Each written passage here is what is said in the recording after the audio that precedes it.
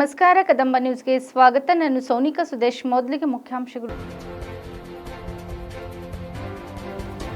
ವೀರ ಸೈನಿಕರಿಗೆ ಆತ್ಮಸ್ಥೈರ್ಯ ತುಂಬಲು ಮತ್ತು ಅವರ ಜೀವಗಳ ರಕ್ಷಣೆಗೆ ಚಾಂಗ್ಲೇರ ವೀರಭದ್ರೇಶ್ವರ ದೇವಸ್ಥಾನದಲ್ಲಿ ವಿಶೇಷ ಪೂಜೆ.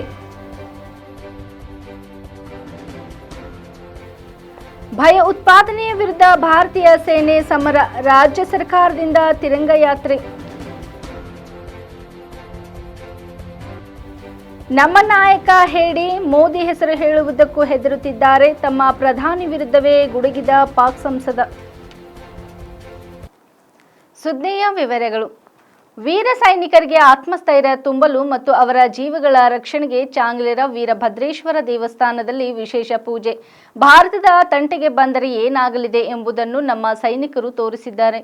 ನಮ್ಮ ವೀರ ಸೈನಿಕರಿಗೆ ಆತ್ಮಸ್ಥೈರ್ಯ ತುಂಬಲು ಮತ್ತು ಅವರ ಜೀವಗಳ ರಕ್ಷಣೆಗೆ ಇಂದು ವಿಶೇಷ ಪೂಜೆ ಸಲ್ಲಿಸಲಾಗಿದೆ. ಸೈನಿಕರ ಜೊತೆ ನಾವು ಇದ್ದೇವೆ. ಅಮಾಯಕ ನಾಗರಿಕರನ್ನು ಬಲಿ ಪಡೆವೆ ಉಗ್ರರನ್ನು ನಾಶ ಮಾಡಲಾಗುತ್ತದೆ ಎಂದು ಬಿಜೆಪಿ ಜಿಲ್ಲಾಧ್ಯಕ್ಷರಾದ ಸೋಮನಾಥ್ ಪಾಟೀಲ್ ಹೇಳಿದರು. ಬೀದರ್ ದಕ್ಷಿಣ ಕ್ಷೇತ್ರದ ಸುಪ್ರಸಿದ್ಧ ಚಾಂಗ್ಲೇರ ವೀರಭದ್ರೇಶ್ವರ ದೇವಸ್ಥಾನದಲ್ಲಿ ಬಿಜೆಪಿ ಮಂಡಲ ವತಿಯಿಂದ ವೀರ ಸೈನಿಕರಿಗೆ ಆತ್ಮಸ್ಥೈರ್ಯ ತುಂಬಲು ಮತ್ತು ಅವರ ಜೀವಗಳ ರಕ್ಷಣೆಗಾಗಿ ನಡೆದ ವಿಶೇಷ ಪೂಜೆ ಕಾರ್ಯಕ್ರಮದಲ್ಲಿ ಪಾಲ್ಗೊಂಡು ಅವರು ಮಾತನಾಡಿದರು.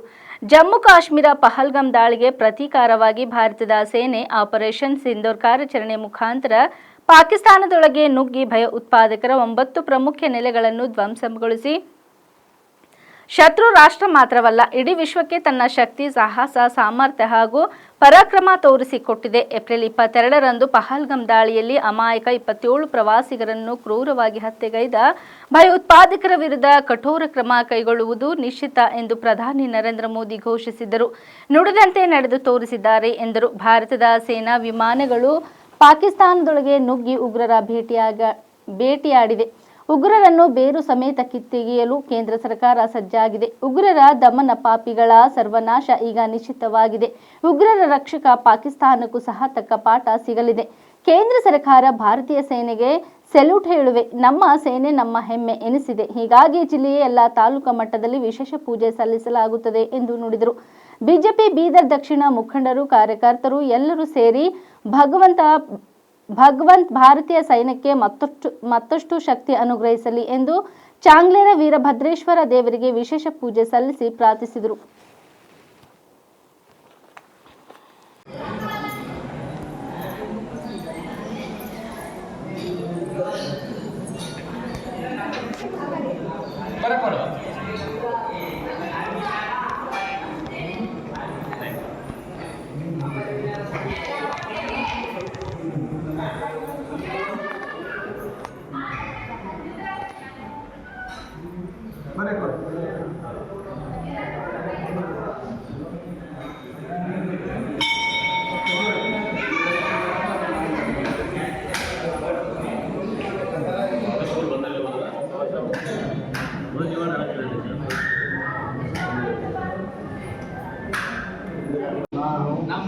ನಮ್ಮ ಸೈನಿಕರೆಲ್ಲರಿಗೂ ಸುಖ ಶಾಂತಿ ನೈರಾರೋಗ್ಯ ಸಕಲ ಭಾಗ್ಯವನ್ನು ಕೊಟ್ಟು ಕಾಪಾಡಲೆಂದು ನಾವು ಎಲ್ಲರ ವತಿಯಿಂದ ಹೇಳಿಕೊಳ್ಳುತ್ತೇವೆ. ಓಂ ಗಣಾನಾಂ ಗಣಪತಿಂ ಕವಿಂ ಕವಿನಾಮುಪವಸ್ತ್ರವಸ್ತಮಂ ಜ್ಯೇಷ್ಠರಾಜ ಬ್ರಹ್ಮಣಃ ಬ್ರಹ್ಮಣಸ್ಪತಿ ಓಂ ಸಮಕಾಯ ನಮಃ ಏಕದಂತಾಯ ನಮಃ ಕಪಿಲಾಯ ನಮಃ ಲಂಬೋದರಾಯ ನಮಃ ವಿಕಟಾಯ ನಮಃ ವಿಘ್ನರಾಜಾಯ ನಮಃ.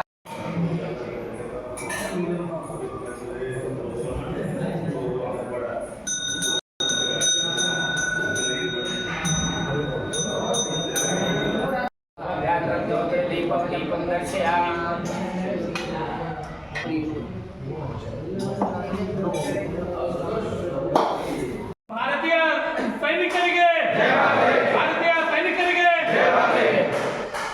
ಭಾರತ್ ಮಾತಾ ಕಿ ಆಪರೇಷನ್ ಸಿಂಧೂರ್ ಹೆಸರಿನಲ್ಲಿ ಪಾಕಿಸ್ತಾನ ವಿರುದ್ಧ ಕಾರ್ಯಾಚರಣೆ ನಡೆಸುತ್ತಿರುವ ಭಾರತೀಯ ಸೈನ್ಯಕ್ಕೆ ಬೆಂಬಲ ಸೂಚಿಸಿ ಬೆಂಗಳೂರಿನ ಕೆಆರ್ ವೃತ್ತದಿಂದ ಚಿನ್ನಸ್ವಾಮಿ ಕ್ರೀಡಾಂಗಣದ ಬಳಿಯ ಮೇನ್ ಸ್ಟೇರ್ವರೆಗೆ ಶುಕ್ರವಾರ ತಿರಂಗ ಯಾತ್ರೆಯನ್ನು ಕಾಂಗ್ರೆಸ್ ಆಯೋಜಿಸಿದೆ. ಮುಖ್ಯಮಂತ್ರಿ ಸಿದ್ದರಾಮಯ್ಯ ಅವರ ನೇತೃತ್ವದಲ್ಲಿ ಇಂದು ನಡೆದ ಯಾತ್ರೆಯಲ್ಲಿ ಎಲ್ಲ ರಾಜಕೀಯ ಪಕ್ಷಗಳ ಮುಖಂಡರು, ಕಾರ್ಯಕರ್ತರು, ಸಾರ್ವಜನಿಕರು, ಸರ್ಕಾರಿ, ಖಾಸಗಿ ಉದ್ಯಮಿಗಳ ನೌಕರರು, ಸಾಹಿತಿಗಳು, ಚಿಂತಕರು, ಚಿತ್ರರಂಗದವರು, ಸಂಘ ಸಂಸ್ಥೆಗಳ ಪ್ರತಿನಿಧಿಗಳು ಸೇರಿದಂತೆ ಎಲ್ಲರಿಗೂ ಭಾಗವಹಿಸಲು ಮುಕ್ತ ಆಹ್ವಾನ ನೀಡಲಾಗಿದೆ ಎಂದು ಉಪಮುಖ್ಯಮಂತ್ರಿ ಡಿಕೆ ಶಿವಕುಮಾರ್ ತಿಳಿಸಿದ್ದಾರೆ. ಆಪರೇಷನ್ ಸಿಂಧೂರ್ ಕಾರ್ಯಾಚರಣೆಗೆ ಒಕ್ಕಲಿನ ಬೆಂಬಲ ನೀಡುವ ಸಲುವಾಗಿ ಇಂದು ಆಯೋಜಿಸಿರುವ ತಿರಂಗ ರ್ಯಾಲಿಯಲ್ಲಿ ಹೆಚ್ಚಿನ ಸಂಖ್ಯೆಯಲ್ಲಿ ಪಾಲ್ಗೊಂಡೋಣ. ದೇಶಕ್ಕಾಗಿ ಹೋರಾಡುತ್ತಿರುವ ಭದ್ರತಾ ಪಡೆಗಳಿಗೆ ಗೌರವ ಸಲ್ಲಿಸೋಣ ಎಂದು ಡಿಸಿಎಂ ಡಿಕೆ ಶಿವಕುಮಾರ್ ಹೇಳಿದ್ದಾರೆ. ತಿರಂಗ ರ್ಯಾಲಿಯ ಏಕತೆ ಮತ್ತು ರಾಷ್ಟ್ರೀಯ ಹೆಮ್ಮೆಯ ಪ್ರಬಲ ಅಭಿವ್ಯಕ್ತಿಯಾಗಿದೆ. ನಮ್ಮ ಸಶಸ್ತ್ರ ಪಡೆಗಳಲ್ಲಿ ನಂಬಿಕೆ ಇಡುವ ಪ್ರತಿಯೊಬ್ಬ ಭಾರತೀಯನ ಶಕ್ತಿ ಮತ್ತು ದೃಢ ಸಂಕಲ್ಪದ ಸಾಮೂಹಿಕ ಪ್ರದರ್ಶನವಾಗಿದೆ ಎಂದಿದ್ದಾರೆ.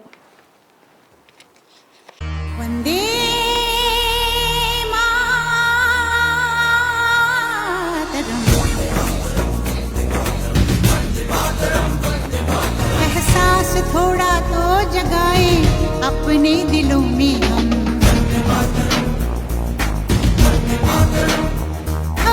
एक नई सुबह जगाए सारे जहां पे हम, हिम्मत करे आगे बढ़े हम नए रास्तों पे हम, सारी दुनिया अपनी मादरे वतन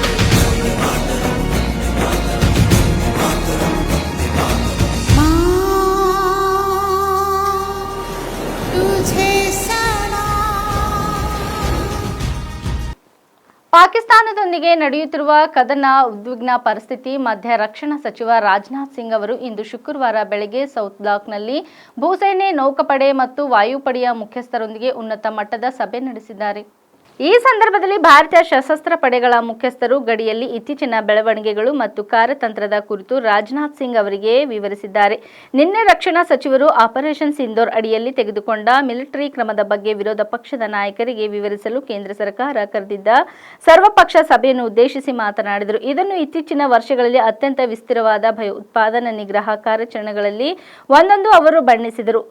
ಗಡಿಯುದ್ದಕ್ಕೂ ಭಯೋತ್ಪಾದಕ ಶಿಬಿರಗಳು ಮತ್ತು ಮೂಲಸೌಕರ್ಯಗಳ ಮೇಲೆ ಗುರಿಯಿಟ್ಟು ನಡೆಸಿದ ದಾಳಿಗಳಲ್ಲಿ 100ಕ್ಕೂ ಹೆಚ್ಚು ಭಯೋತ್ಪಾದಕರನ್ನು ಹತ್ಯೆ ಮಾಡಲಾಗಿದೆ ಎಂದು ರಾಜನಾಥ್ ಸಿಂಗ್ ಹೇಳಿದರು. ಆಪರೇಷನ್ ಸಿಂಧೂರ್ ಇನ್ನೂ ಮುಂದುವರೆದಿದ್ದು, ಪಾಕಿಸ್ತಾನದಿಂದ ಯಾವುದೇ ಪ್ರಚೋದನೆ ಅಥವಾ ಉಲ್ಬಣಕ್ಕೆ ಪ್ರತಿಕ್ರಿಯಿಸಲು ಭಾರತೀಯ ಸೇನೆಯು ಹೆಚ್ಚಿನ ಜಾಗರೂಕತೆಯಿಂದ ಇದೆ ಎಂದು ಅವರು ಒತ್ತಿ ಹೇಳಿದ್ದಾರೆ.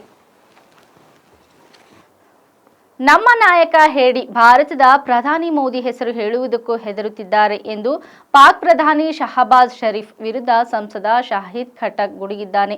ಭಾರತ ಮತ್ತು ಪಾಕಿಸ್ತಾನ ನಡುವಿನ ಉದ್ವಿಗ್ನತೆ ಹೆಚ್ಚುತ್ತಿರುವ ನಡುವೆಯೂ ಭಾರತದೊಂದಿಗೆ ನಡೆಯುತ್ತಿರುವ ಸಂಘರ್ಷವನ್ನು ಸರ್ಕಾರ ಹೇಗೆ ನಿರ್ವಹಿಸುತ್ತದೆ ಎಂಬುದರ ಕುರಿತು ಶುಕ್ರವಾರ ನಡೆದ ಚರ್ಚೆಯಲ್ಲಿ ಪಾಕಿಸ್ತಾನ ಸಂಸತ್ತು ತೀವ್ರ ಕದನಗಳ ತಾಣವಾಯಿತು. ಶುಕ್ರವಾರ ನಡೆದ ಸಂಸತ್ ಅಧಿವೇಶನದಲ್ಲಿ ಪಾಕಿಸ್ತಾನ್ ತೆಹ್ರೀಕ್ ಇನ್ಸಾಫ್ ಪಿಟಿಐ ಪಕ್ಷದ ದಕ್ಷಿಣ ವಲಯ ಖೈಬರ್ ಪಖ್ತೂನ್ ಅಧ್ಯಕ್ಷನೂ ಆಗಿರುವ ಪಾಕಿಸ್ತಾನ ಸಂಸದ ಶಾಹಿದ್ ಖಟಕ್ ಪ್ರಧಾನಿ ಶಹಬಾಜ್ ಶರೀಫ್ ವಿರುದ್ಧ ತರಾಟೆಗೆ ತೆಗೆದುಕೊಂಡಿದ್ದಾನೆ. ಭಾರತ ಮತ್ತು ಪ್ರಧಾನಿ ನರೇಂದ್ರ ಮೋದಿ ವಿರುದ್ಧ ಹೇಳಿಕೆ ನೀಡಿದ ಹೇಡಿ ಎಂದು ಟೀಕಿಸಿದ್ದಾನೆ. ಸರ್ಕಾರದ ವಿಧಾನವನ್ನು ಟೀಕಿಸಿದ ಸಂಸದ ಖಟಕ್ ಭಾರತದ ವಿರುದ್ಧ ಒಂದೇ ಒಂದು ಹೇಳಿಕೆ ಬಂದಿಲ್ಲ. ಗಡಿಯಲ್ಲಿ ನಿಂತಿರುವ ಪಾಕಿಸ್ತಾನಿ ಸೈನಿಕರು ಸರ್ಕಾರ ಧೈರ್ಯದಿಂದ ಹೋರಾಡುತ್ತದೆ ಎಂದು ನಿರೀಕ್ಷಿಸುತ್ತಾರೆ.